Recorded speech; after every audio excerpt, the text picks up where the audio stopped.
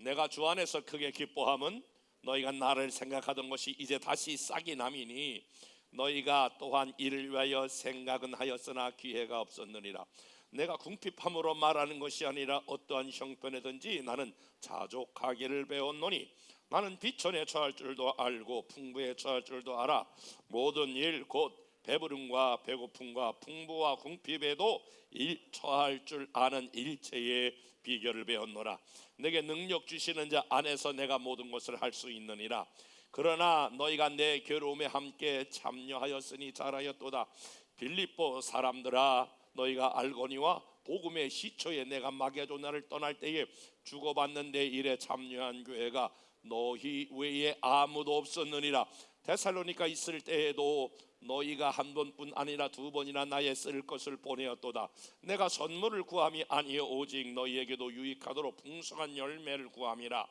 내게는 모든 것이 있고 또 풍부한지라. 에바브로디도 편에 너희가 준 것을 받음으로 내가 풍족하니 이는 받으실 만한 향기로운 제물이요 하나님을 기쁘시게 한 것이라. 나의 하나님 그리스도 예수 안에서 영광 가운데 그 풍성한 대로 너희 모든 쓸 것을 채우시리라. 하나님 곧 우리 아버지께 세세 무궁하도록 영광을 돌릴지어다. 아멘. 그리스도 예수 안에 있는 성도들에게 각각 문안하라. 나와 함께 있는 형제들이 너에게 문안하고 모든 성도들이 너에게 문안하되 특히 가이사 집 사람들 중 몇이니라. 주 예수 그리스도의 은혜가 너희 심령에 있을지어다. 아멘. 부모가 자녀를 양육하면서 우리는 두 가지를 경험하게 되는데요, 하나는 자녀 때문에 굉장한 기쁨을 경험합니다. 또 한편으로는 자녀 때문에 아주 심각한 고민과 걱정이 있을 때가 있습니다. 여러분, 기쁠 때가 언제죠?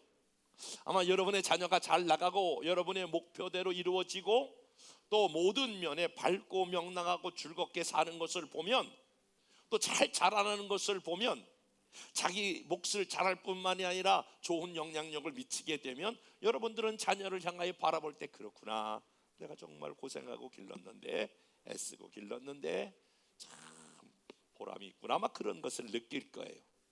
그런데 어느 때는 자녀를 볼 때의 마음이 시름시름 아파지는 것처럼 여러분들도 얼굴이 어두워지고 힘이 없고 낙심될 때가 언제입니까? 첫 번째는 자녀가 아플 때일 것 같아요. 자녀를 양육하다 보면 자녀가 아플 때가 있죠.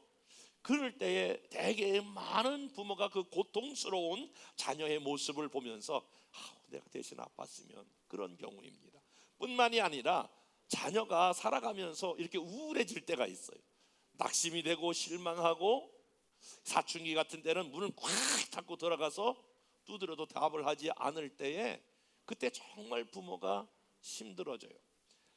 그 얼굴에 기쁨이 사라지고 뭔가 반항적이고 이렇게 전혀 기쁘지 않는 모습을 볼 때에 부모의 마음이 그래지는 것, 여러분 충분히 공감하실 줄 압니다. 하나님께서 하나님의 자녀인 저와 여러분 볼 때에 기쁠 때가 언제냐면, 여러분들이 마음껏 사명을 잘 감당하고 하나님 앞에 나와 예배하고 하나님 뜻대로 사는 거 볼 때 기쁘지만, 하나님의 자녀인 저와 여러분들이 매가리가 없어요. 힘이 없어요. 얼굴이 그늘해졌어요. 우리 예수 믿는 사람들이 낙심하고 절망해 있어요.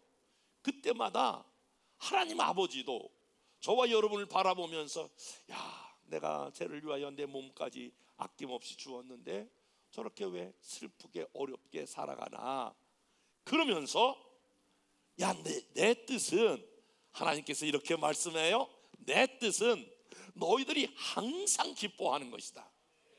이렇게까지 말할 정도로 하나님의 뜻이 뭐 엄청나다, 그렇게 말하는 것이 아니라 저와 여러분이 기쁨으로 살아가는 것, 그것만 보아도 하나님이 자기 뜻이라고 말하고 하나님도 기쁨이 넘쳐나게 되는데, 오늘 이 코로나 이후에 어려운 시기를 살아가고 있는 저와 여러분, 우리가 살아가면서 하루에도 또 한 주간에도 뭐 기뻐하고 감사할 만한 것이 그리 많지 않은 세상에서 바울은 한 가지를 소원하고 있어요. 오늘 빌립보 교회를 향하여 여러분의 삶에 쫄쫄쫄쫄 하는 기쁨이 아니라 아주 넘치는 기쁨, 풍성한 기쁨을 사는 비밀을 우리에게 이야기해 주고 있는데, 바라기는 오늘 여러분 나오신 여러분 한 사람 한 사람 오늘 이 말씀을 듣고 여러분의 형편과 여러분의 사정이 어떠하든지 다 같이 아멘 준비해봐요. 여러분의 삶에 기쁨과 감사와 행복, 이게 다 같은 얘기예요. 여러분이 기쁨이 있으면 감사가 있고 감사가 있으면 행복이 있는데, 우리 하나님이 원하시는 것은 여러분이 어깨를 쭉 늘어뜨리고 사는 것이 아니라 여러분의 기쁨과 감사, 행복이 넘치는 삶을 사는 것이 하나님의 뜻인 줄로 믿습니다. 그러면 질문이에요. 여러분의 삶에, 나는 나의 삶에 정말 기쁨과 감사와 행복이 넘치기를 원하시면 아멘. 이 말은 나는 앞으로 살아가면서 슬퍼할 만한 일이 전혀 없을 거야, 그런 얘기가 아니에요. 나는 슬픔이 있어 다 잊어버릴 거야, 그런 것도 아니에요. 어떻게 우리 안에 슬픔이 찾아오지만, 고통이 찾아오지만 이것을 기쁨으로 바꾸어 나갈 것인가 라고 하는 비밀을 바울은 빌립보 교회를 통하여 우리에게 말씀해 주고 있단 말이에요. 마치 어떤 거와 마찬가지냐면은, 조금 있으면 이제 지금 가을이지만 막 이렇게 막 하나님이 이게 설교 시간에 막 예언이 올 때는 내가 이거 참을 수가 없어. 예언을 꼭 얘기해야 돼. 앞으로 12월 1월 달이 되면 반드시 눈이 내릴 거야. 눈이 오는데 어떨 때는 많이 와가지고 온 천지를 다 눈으로, 하얀 눈으로 뒤덮일 날이 온다라고 하는 예언을 막 주시네. 여러분, 흰 눈으로 덮였을지라도 흰 눈 밑에는 여전히 거기에 여러 가지 세상적인 찌꺼기들이 많이 있지만 흰 눈이 모든 걸 덮어보는 것처럼, 우리가 만약에 바다를 구경한다고 했을 때 어느 날은 바다가 정말 고요하고 잔잔하고 평화로운 그러한 바다를 여러분들이 보신 적이 있을 거예요. 그러나 아무도 그 바다 밑에 오류들의 치열한 생존 경쟁에 그러한 먹히고 또 잡아먹히는 그러한 치열한 그런 오류들의 전쟁이 있다라고 하는 것을 누구도 기억하지 못할 거예요. 여러분, 바닷물이 깨끗한 것 같지만 엄청난 많은 쓰레기들도 가득 차 있다라고 하는 걸 생각하지 못하듯이, 우리 삶에 슬픔도 찾아오고 고통도 찾아오지만 오늘 이 말씀을 듣고 정말 여러분 우리 안에 하나님께서 주시는 풍성한 기쁨이 여러분들에게 있을진데 고통도 슬픔도 이겨나가게 될 줄로 믿습니다. 오늘 바울은 빌립보에서 우리에게 기쁨을 주되 풍성한 기쁨을 주는 세 가지 비밀을 말할 터인데, 여러분들이 이 비밀을 정말 여러분의 삶에 실천할 수만 있다면, 다시 한번, 여러분 인생이 뭐 별거예요. 이렇게 힘들고 어려운데 예수 믿는 게 뭐 특이한 게 아니에요. 예수 믿고 내 삶이 기뻐지고 막 감사가 넘치고 행복해지면 그게 예수 제대로 믿는 거예요. 그 비밀을 오늘 바울은 첫 번째 이렇게 내가 비밀을 가르쳐 줄게 그러면서 바울이 빌립보 교회에게 말씀해 주고 있는데, 풍성한 기쁨을 누리려면 첫 번째 자족하는 삶을 살아야 한다. 한번 따라서 봅시다. 자족하는 삶. 저를 보세요. 자족한다라고 하는 말은 반대로 이것을 우리에게 예시하고 있어요. 만약에 여러분이 기쁨이 넘치고 또 저와 여러분의 삶에 풍성한 행복한 삶을 살려면 목표를 소유해 두시면 안 돼. 나는 이만큼 얼마만큼 소유하면 내가 기쁘고 감사하고 행복하겠다, 그렇게 생각하는 분들은 이미 목표를 잘못 잡은 거야. 그러면 여러분 삶에 무조건 불행이 찾아와. 한 번도 인생을 기뻐하지 못하고 감사하지 못하고 저와 여러분의 인생이 끝난단 말이에요. 제가 40년 목회하면서 사람들의 공통적인 기도 제목을 아는데, 그 전에 보면 이렇게 월세 사는 사람이 있어. 저희 교회도 이제 월세 지하실에서 이렇게 시작했는데 모든 월세 사는 사람은 하나님 아버지 기도 제목을 내라고 그러면 하나님 이 월세에서 빨리 벗어나게 해주세요. 전세가 되게 해주세요. 전셋집에 살게 해주세요. 그래서 이제 기도 막 해가지고 빡세게 해가지고 이제 전셋집에 가잖아요. 야, 그러면 옛말하고 살아야 되잖아요. 우리가 월세 막는 것도 힘들고 월세집에 살았는데 전세가 웬 말이냐, 할렐루야, 나는 평생 전세에 살겠습니다 라고 하는 사람을 단 한 사람도 못 봤어요. 전세에 살면 그 다음부터 주님 내 집 갖게 해주세요. 18평도 괜찮으니까 내 집 갖게 해주세요. 모든 사람이 다 비슷해요. 그래서 내 집 갖는 거, 여러분 전세에서 내 집 갖는 거 한 10년 정도 걸려요 최소한. 그러면 막 내 집 갖게 해달라고 18평에 딱 살면 와, 옛말 하면서 살아야 되잖아요. 야, 월세에 살던 그때에 전세에 살던 내 집 부러워했는데, 야, 우리가 내 집에서 사는구나, 할렐루야, 아멘. 이런 사람은 100명이 한두 명 있을까 말까 하고 전부 18평 했으면 그 다음에 이제 32평. 주님, 화장실 2개 있는 거 소원입니다. 아침마다 화장실 전쟁이 일어납니다. 화장실 2개 그래가지고 한 10년 걸려 화장실 2개 사. 인생에서 가장 불행한 사람이 어떤 사람이냐면, 그렇게 원하던 내 집에 들어가서 이제 액자 예수님 사진 그거 걸어야 되겠다 그래가지고 못 박다가 쓰러져가지고 돌아가셨어. 그게 우리의 인생의 모습의 단면을 보여주고 있어요. 이 이야기는 저와 여러분들이 어떤 소유를 갖게 되면 만족할까라고 하는 것은 있을 수가 없어. 왜냐하면 우리 사람은 죄의 속성, 욕심이라고 하는 거, 그것을 거절할 수가 없어. 그 얻으면 더 얻고 싶고 얻으면 더 큰 대로 더 많은 것을 소유하고 싶기 때문에 소유를 목표로 하는 인생은 결코 만족함이 없다라고 하는 거예요. 세계에서 뛰어난 영역에 있는 사람들이 있죠. 의사들도 있을 것이고 물리학자들도 있을 것이고 문학가도 있을 것이고 정치가도 있을 것이고 다양한 영역의 마지막 최고봉을 찍는 게 뭐냐면 다 그걸 소원해. 그게 바로 노벨상이에요. 노벨상. 여러분, 그 분야에서 세계적으로 가장 뛰어난, 만약에 예를 들어 한 30명 안에 드는 사람이 노벨상에 도전을 해요. 그런 사람 중에 한 사람이 최고의 문학가, 여러분 해밍웨이라고 하는 사람이 있어요. 잘 아는 대로 누구를 위해 종을 울리나 이런 글을 써서 세상 모든 사람에게 참 깊은 영감을 줬어요. 노인과 바다, 여러분 다 한 번 정도 뭐 읽지는 않았어도 들어보신 적은 있죠.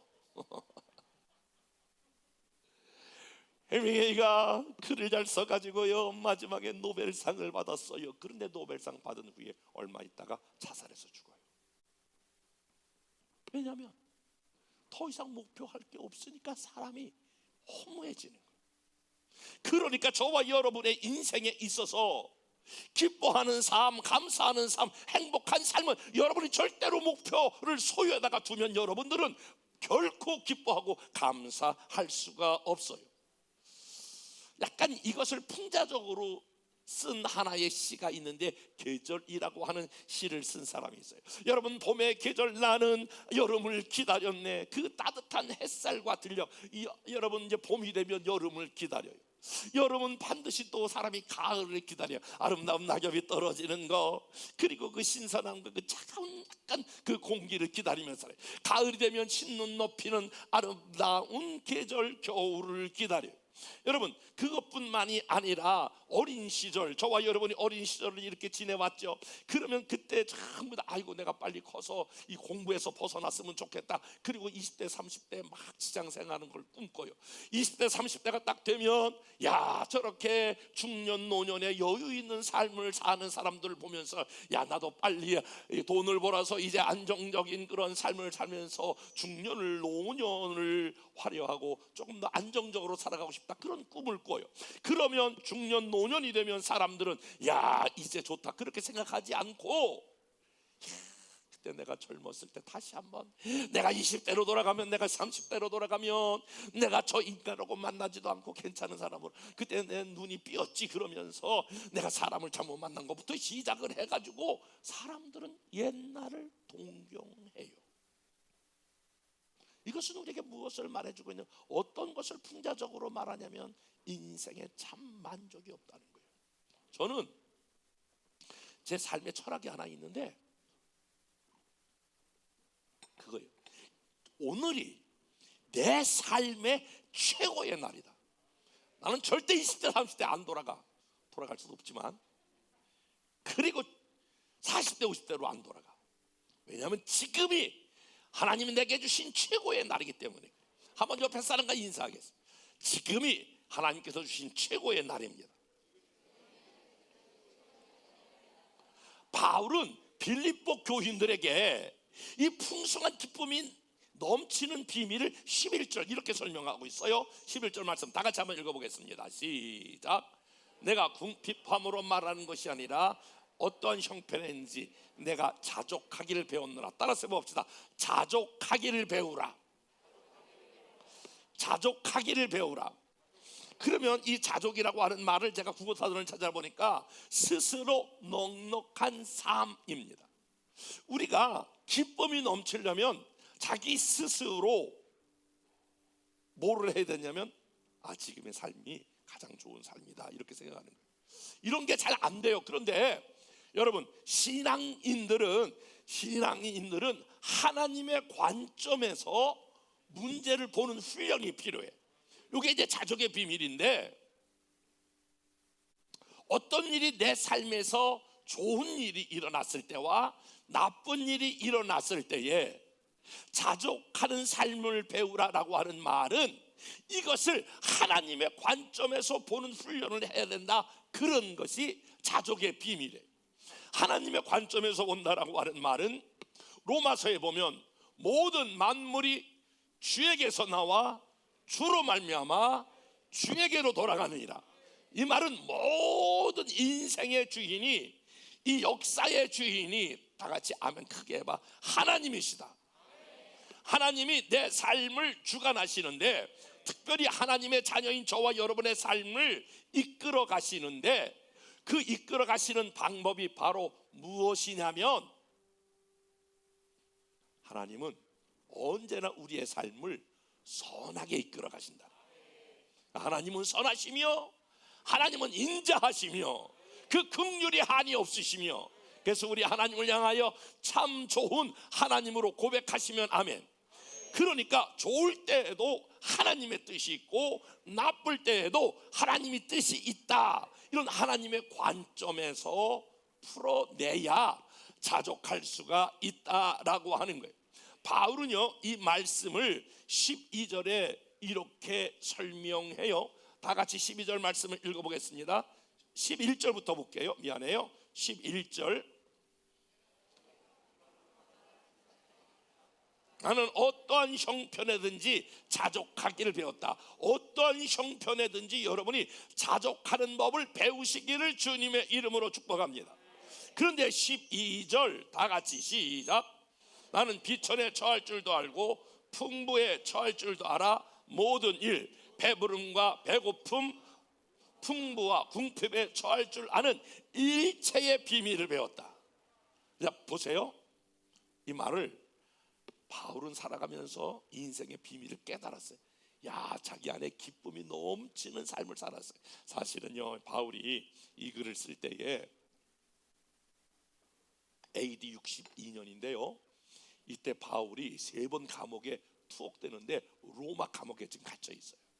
로마 감옥에 있으면서 언제 어떻게 이제 사형을 당할 수밖에 없는 그러한 입장에서 말할 수 없는 지금 그 음습한 로마 감옥에서 바울이 지금 빌립보 교인들을 향하여 지금 사장으로 되어 있는 이 빌립보에서 16번이나 동사와 명사형으로 기뻐하라, 기뻐하십시오, 기뻐해야 합니다라고 하는 기쁨의 서신을 보냈는데, 바울이 그 기쁨을 맛보고 있는 거예요. 근데 바울은 인생에서 그 기쁨을 어떻게 맛보았냐면은, 내가 부하든지 가난하든지 풍부하든지 비천하든지 풍부하든지 궁핍하든지 이 두 가지를 다 감사로 살아가는 일체의 비밀을 배웠다.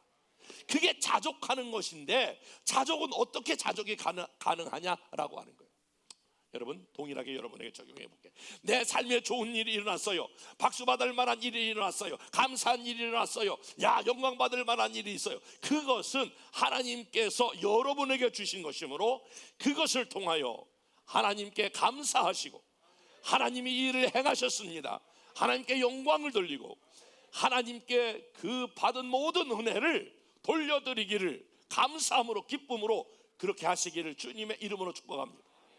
이게 뭐 내가 잘나가지고 내가 엄청나가지고 그렇게 하시면 여러분 그 다음에 우리에게 또 다른 그런 기쁨과 잘 나가는 일들을 안 주셔요. 지난주 말했던 것처럼 겸손하셔야 돼. 그래 계속 하나님께서 저와 여러분의 삶을 인도해 주실 줄 믿습니다. 그런데 우리가 인생을 살아가면서 어두울 때가 있단 말이에요. 힘들 때가 있단 말이에요.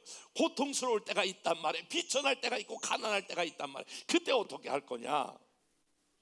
그때에도 자족해야 되는데 그 자족을 어떻게 할 수 있냐면, 하나님께서 내가 어렵게 될 때에, 힘들게 될 때에, 비천하게 될 때에, 가난하게 될 때에, 이때에도 하나님의 뜻이 있다 이렇게 생각하는 거예요. 그럼 하나님의 무슨 뜻이 있을까? 첫 번째, 그것을 통해서 하나님께 나와 하나님께 기도하고 예배하고 하나님과 가까워지게 하는 하나님의 비밀이 있는 줄 믿습니다. 그러니까 예외 없어요. 어려울 때, 힘들 때에, 이때 하나님과 멀어지면 그때 그건 진짜 저주야. 힘들고 어려울 때 그 힘들고 어려운 것 때문에 하나님께 나와서 예배하면서 하나님 나 이 어려워요, 힘들어요, 하나님과 가까워지면 그 어려움이 도리어 복이 되는 줄로 믿습니다. 목회하면서 목회자로 가장 힘든 것이 무엇이냐면, 사람이 떠날 때, 교회에 있다가 떠나게 돼요. 그것도 막 예수 믿게 해서 예수 믿어서 그것도 뭐 한 10년 동안 정말 애지중지 이렇게 길러서, 뭐 길렀다라고 하는 말이 그렇지만 양육해서 직분을 주어서 잘하다가 어느 날 갈 때는 소리도 없이 떠나가. 어느 때 갈 때는 막 욕을 바가지로, 정성진 목사님 왜 이렇게 뚱뚱하냐, 뭘 먹어서 이렇게 뚱뚱하냐, 살이 쪘냐, 막 그러면 내가 마음이 너무 어려워. 나도 안 찔려고 막 노력해도 안 돼. 베들레헴이 잘 안 돼. 왜 이렇게 뚱뚱하냐. 그때는 내가 저 사람이 첫째 인간적으로 의리가 없다, 그리고 저 사람이 너무한다, 이렇게 내가 그 사람에 대해서 원망하고 불평했는데, 어려울 때에 그때도 하나님의 뜻이 있으니까, 그때도 하나님의 선한 뜻이 있으니까 하나님께 물어보는 거예요. 하나님 왜 그래? 그러면 하나님께서 제가 뭔가 교만해져 있을 때에 하나님이 저의 교만을 꺾으시고, 그리고 또 제가 조금 더 나태해질 수 있으니까 그것 때문에 하나님 앞에 더 나와서 기도하게 하고, 야, 그런 보이지 않는 하나님의 숨어있는 뜻이 있더라고요. 그래서 지금은 원망 잘 안 해, 불평 안 해. 그 가운데 또 하나님의 무슨 뜻이, 하나님이 나를 훈련하고 나를 연단하여 하나님이 사용하시고자 하는 계획이 있구나. 여러분, 그렇게 하지 아니하면 자족할 수가 없는 거야. 오늘 자족하는 일체의 비밀을 배웠다. 바울은 그렇게 얘기했는데, 그 비밀은 잘 될 때에도 하나님의 뜻이 있고 어려울 때도 하나님의 뜻이 있는 줄 알아. 그 뜻에 순복하고 순종하는 저와 여러분 되시기를 주님의 이름으로 축복합니다. 그래서 내게 능력 주시는 자 안에서, 우리가 하나님 안에서, 주님 안에서 기쁨도 환난도 어려움도 해석하는 능력이 있어야 될 줄로 믿습니다. 몸이 여러분 좀 아프잖아요. 몸이 아프면 그때 더 많이 감사해야 돼. 하나님, 맞아요, 그때 건강할 때가 얼마나 좋았는지. 여러분, 몸이 아플 때도 감사하셔야 돼. 몸이 좋았을 때, 그리고 몸이 좋았을 때도 하나님 내가 이렇게 누워있지 않냐고, 양다리와, 여러분 오늘 소풍 간다고 조금 보니까 살짝 흥분해 있는데, 하나님 소풍 간다고 살짝 긴장하고 살짝 감사한 것도 감사해야 돼. 아멘. 어느 사람 좋네. 짜증나나 보다 소풍 가는 게. 다시 한번, 보물 뭘 찾지? 해운 건 뭐지? 조금이라도 흥분이 되면 아멘. 그런 것도 감사해야 돼. 그런 거 만약에 없다고 생각을 해봐. 그러니까 모든 것이 다, 여러분, 자족한다라고 하는 말은 감사하고 감사해야 행복이 넘쳐나게 될 줄로 믿습니다. 그래서 자족하는 삶을 배웠다는 거예요. 두 번째, 저와 여러분이 기쁨이 넘치는 삶은 나눔의 삶입니다. 풍성한 기쁨이 위해서는 하나님께서 섬김과 나눔과 섬김이 있어야 한다라고 하는 것을 우리에게 가르치고 있어요. 우리가 일반적으로 말할 때요, 우리가 막 뭔가 이렇게 다른 사람으로부터 이렇게 뭔가 받을 때만 기쁜 것 같지만, 실질적으로는 내가 가지고 있는 하나님이 주신 것들을 나누고 섬길 때에 저와 여러분에게 기쁨이 넘치게 되는 줄로 믿습니다. 바울은 15절에 이렇게 설명하고 있어요. 15절 말씀 다 같이 한번 읽어보겠습니다. 시작. 빌립보 사람들아, 너희가 알거니와 복음의 시초에 내가 마게도냐를 떠날 때에 주고받는 내 일에 참여한 자가 너희 외에 아무도 없도다. 그리고 14절에 너희가 내 괴로움에 함께 참여하였으니 잘하였도다. 자, 보세요. 바울은 저처럼 이렇게 한 교회에서 목회하는 사람이 아니라 이쪽 도시 저쪽 도시 다니면서 복음을 전해요. 그러면 예수 믿어요. 그러면 교회를 세웠던 사람이에요. 지금 말하면 순회 전도자, 순회 목회자, 순회 선교사처럼 이렇게 다니는데, 바울이 빌립보 교회를 향하여 막 감사한 생각이 드는 거예요. 막 감격스러운 생각이 드는 거예요. 목회하다가도요, 어떤 성도를 생각하면 막 정말 막 가슴에 막 감사와 감동이 일어나는데, 하나님께서 저런 분 보내주시고 저런 분 함께 해주셔서 목회 힘이 나는구나, 목회할 만하구나, 계속 목회 잘해야지, 막 그렇게 감동이 될 때가 있는데, 바울이 빌립보 교회가 바로 그런 거예요. 왜 그러냐면 너희가 내 괴로움에 함께 참여하였도다. 아마 여러 교회가 있는데 빌립보 교회 성도를 생각하면 바울이 힘들었을 때가 있는데, 괴로웠을 때가 있는데, 그 일에 함께 참여한 교회가 되었도다라고 하는 거예요. 그런데 15절에 보니까 너희가 빌립보 교인들아, 여기 마게도냐 사람들, 마게도냐를 떠날 때 이 마게도냐는 큰 도시 가운데에 빌립보라고 하는 한 지역, 마게도냐 유럽 전 지역에서 마게도냐 그 유럽이라고 하는 지역에 빌립보 한 도시의 교회가 태어났거든요. 그런데 이 빌립보 교인들하고는 바울이 어떤 관계가 되었었냐면, 마게도냐를 떠날 때 주고받는 내 일에 참여한 교회. 따라서 봅시다. 주고받는 내 일에 참여한 교회. 그러니까 바울이 빌립보 교회에게 복음을 전했어요. 그들은 복음을 수여했어요. 받았어요. 그런데 빌립보 교인들은 야, 우리가 복음을 받았구나, 할렐루야 하면 그것으로 끝나지 않냐고 바울에게 뭔가 기여했어요. 그래서 주고받는 내 일에 참여한 교회가 너희 교회다, 이렇게 말하고 있는데, 그 주고받은 일이 16절은 이렇게 설명하고 있어요. 다 같이 한번 읽어보겠습니다. 시작.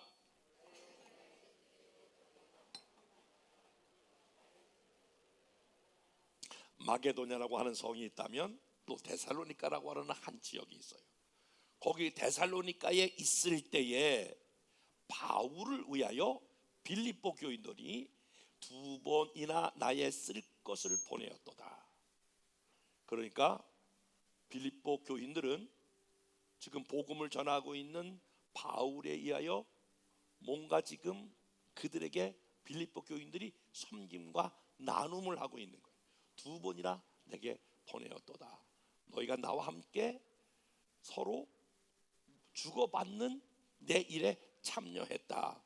그렇게 말하는데, 바울이 고린도라고 하는 지역에 가서 설교하는 거예요. 설교의 내용이 고린도후서 8장 1절이에요.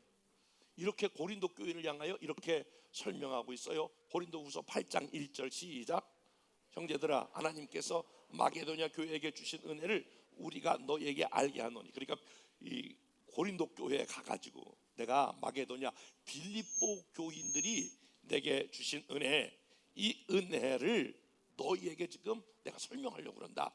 그러니까 지금 빌립보 교회에 좋은 것들을 어디에다가 고린도 교회 성도들에게 지금 뭔가 설명하려고 그러는 거예요. 그 말씀이 조금 고린도 후서 8장 2절 말씀 다 같이 한번 읽어보겠습니다. 시작. 환난의 많은 시련 가운데 저희 넘치는 기쁨과 극한 가난이 저희로 풍성한 연보를 하게 하였느니라. 그러니까 빌립보 교인이, 여러분 그 마게도냐 그 지역에 가면 완전히 그 지역 전체가 지금도 가보면 그 우상 신전, 제우스 신부터 해서 세계적인 신전이 다 세워졌는데 거기에 빌립보 교회가 이렇게 세워진 거예요. 그러니까 수많은 신전에 섬겼던 우상 숭배자들이 이 빌립보 교회를 핍박하는 거예요. 초대교회가 다 그랬지만 그 엄청난 핍박을 받았는데 성경은 뭐라고 얘기했다고요? 많은 시련이 있었다는 거예요. 그것 때문에 핍박과 환난이 있었기 때문에. 그런데 그 가운데 저희 넘치는 기쁨과 극한 가난, 아주 어려운 중에 있었다는 거예요. 그 빌립보 교인들을 한 단어로 말하면 환난을 받았죠. 그들이 보통 어려운 게 아니라 끼니도 없을 정도로 극한 가난 중에 있었을 때에, 그런데 저희 안에 뭐가 있었냐면, 다 같이 크게 이제 아멘 준비해봐요. 넘치는 기쁨. 다시 한번 넘치는 기쁨. 이 어려움 중에서도 하나님이 우리와 함께 계시고, 이 어려움 중에서도 우리가 구원받은 하나님의 백성으로 살아가고, 이 어려움 중에 다 예수 믿고 저기 다 예수 믿지 않고 지옥 가는데 우리를 하나님은 천국 가는 천국의 백성으로 삼아주셨다. 그러니까 그들이 기쁨이 넘쳤는데, 기쁨에 넘치는 걸 가지고 오늘 하나님께 부지런히 예배도 드리고 헌금도 했다. 지금 그렇게 말씀하시는 거예요. 그러니까 너희가 고린도 교인들이여, 너희가 이것을 배워야 한다라고 하는 말씀이에요. 여러분, 우리나라 말에 저 사람은 잘 사는 사람이야 그렇게 얘기하는데, 그 말이 엄격하게 말하면 그 말이 틀린 말이에요. 여러분, 부자는 잘 사는 사람이 아니라 부자는 돈이 많은 사람이 부자야. 그러니까 부자 이꼬로 행복한 사람, 그런 건 아니야. 어떤 사람이 잘 사는 거냐면, 힘들고 어려워도 기쁘고 행복하게 사는 사람이 잘 사는 사람이에요. 이 부자와 잘 사는 거와 이 구분이 잘 안 돼서 그러는데, 부자 이꼬로 행복, 그런 게 아니라니까. 그러니까 사람의 행복이 소유에 있는 것이 아니다라고 하는 말처럼, 진짜 부자는 돈을 많이 가지고 있는 사람이 부자가 아니라, 진짜 부자는 섬김과 나눔을 하는 사람이 부자다. 옆에 사람과 시작.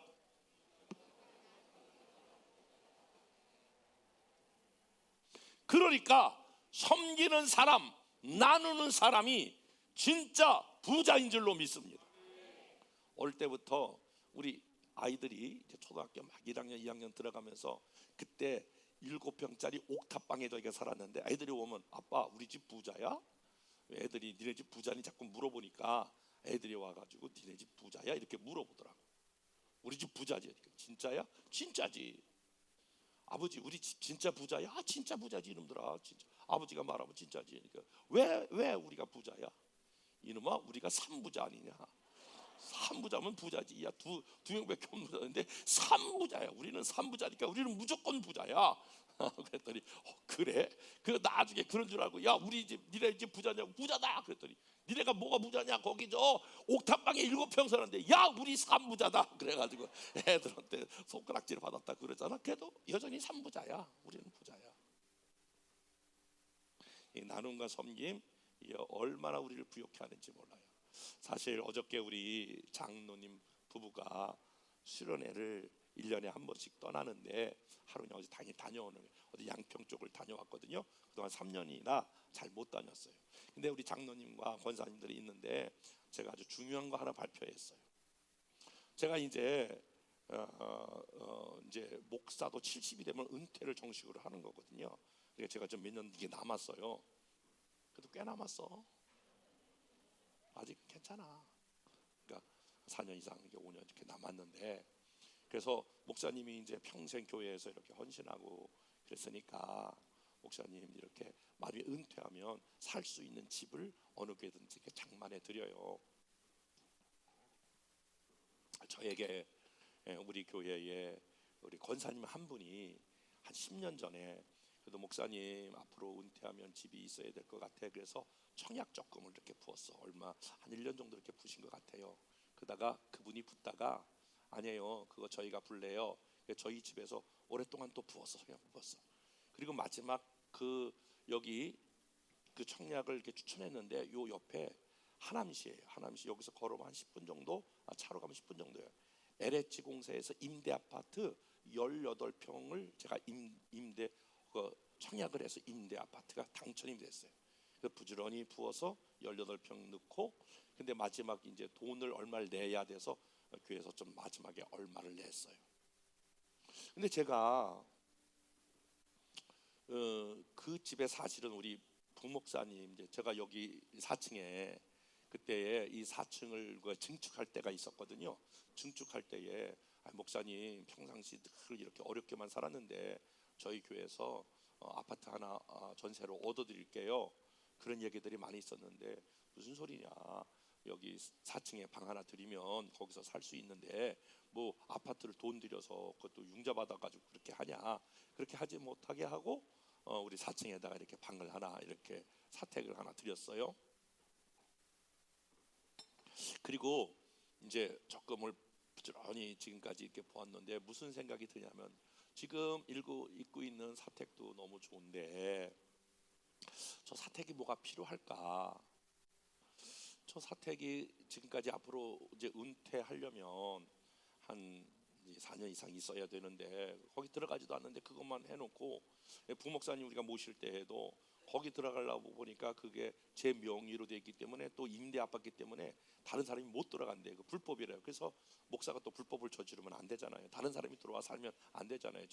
저기 임대 아파트는 저만 사는 걸로 돼 있는데, 그래서 기도하다가 고민을 하고 이렇게 제가 이제 전국을 다니면서 부흥회를 다녀보니까 요즘은 교회의 문화가 카페가 아주 큰 카페들이 그렇게 많더라고요.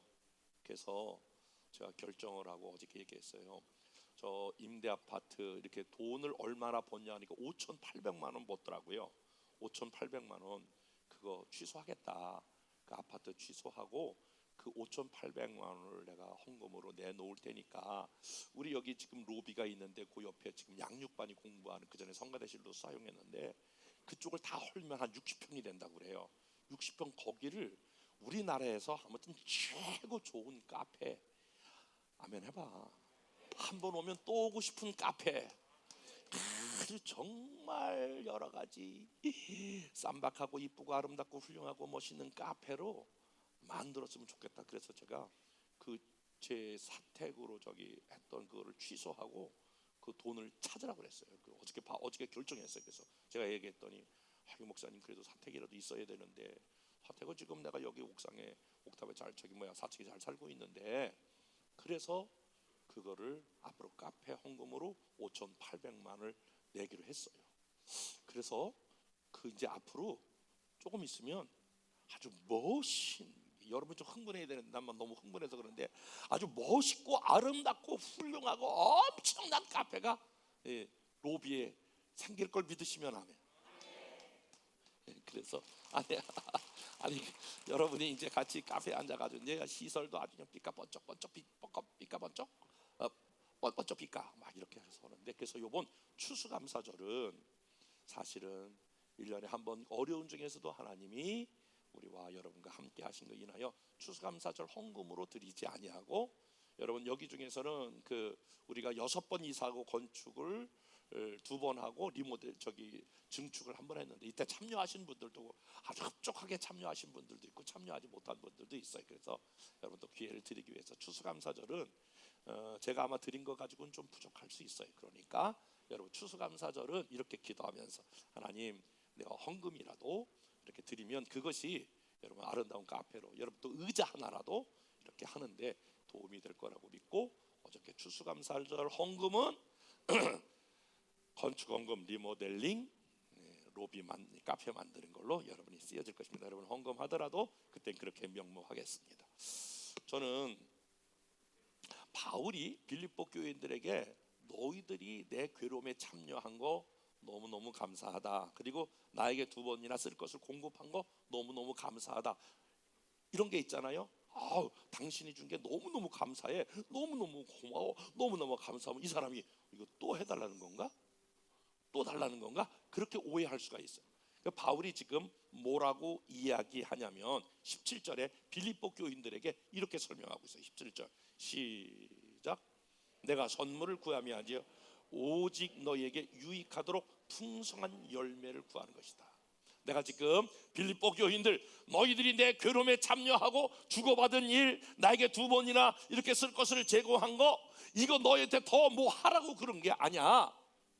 너희들이 그렇게 어려움 중에서도, 극한 가난과 또 극한 어려움 중에서도, 환난 중에서도 너희들이 연보를 하고 이렇게 드려지는 것은 오직 너희에게, 다 같이 크게 해봐, 유익하도록, 아멘 해봐, 유익하도록 풍성한 열매를 너희에게 주시기 위한 하나님의 방법인 줄로 믿습니다. 그리고 18절에 보니까 너희들이 드려진 이 모든, 주고받은 이 모든 것들이 향기로운 제물이요 하나님을 기쁘시게 한 것이다. 너희들이 비록 나한테 한 것 같지만 그건 너희들이 하나님께 드려지는 향기로운 제물이요 하나님을 기쁘시게 한 것이다. 그리고 19절에 보니까 하나님이 너희의 필요한 것을 풍성하게 채울 것이다 라고 하는 거예요. 여러분, 그래서 자꾸 셀 안에서도 훈련하셔야 돼요. 없어도 힘들어도 커피 한 잔 사는 것부터, 작은 것부터 나누는 거. 요번에 오늘 지금 플로잉이라고 하는 것을 하는 의도가 바로 거기에 있어요.